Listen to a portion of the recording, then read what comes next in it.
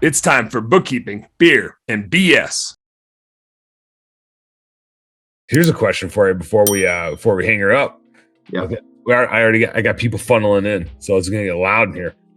Before we jump off, as you start pushing, what's the goal for you? Are you like setting your sights on $1 million or more? And then at what point do you start putting more capital to work on your marketing? And what is the first place you start spending that money?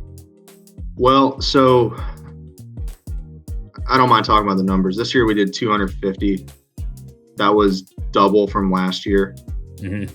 So now I'm going for 300, just based on I'm doing 300 if I don't do anything different, right? If I start focusing on getting apartments and government contracts and these sort of things and really dialing in on like the big tickets, I think I could probably do like 500K if I do those.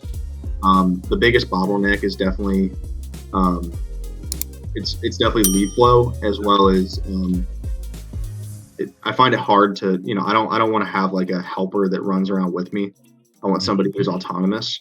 So the hardest part is getting enough work to be able to make somebody autonomous, right?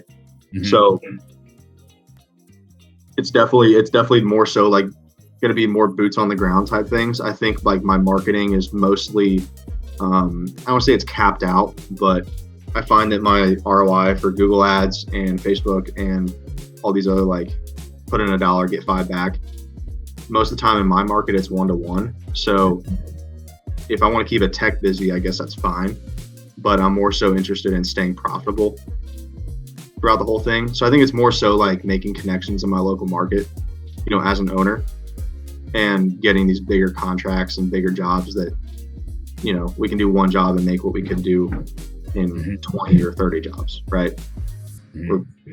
It's more of like going for the big ticket stuff that builds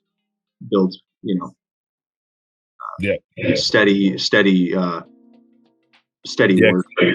Moves the needle a whole lot more all at once.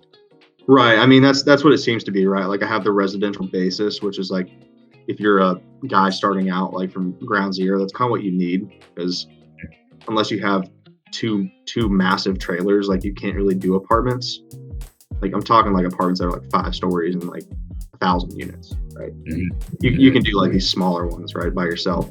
But if you really want to do like the big stuff, like despite what people tell you, you kind of do need to have like a certain level of infrastructure behind you. Yeah. Or you're gonna make people mad and have to quit on jobs halfway through.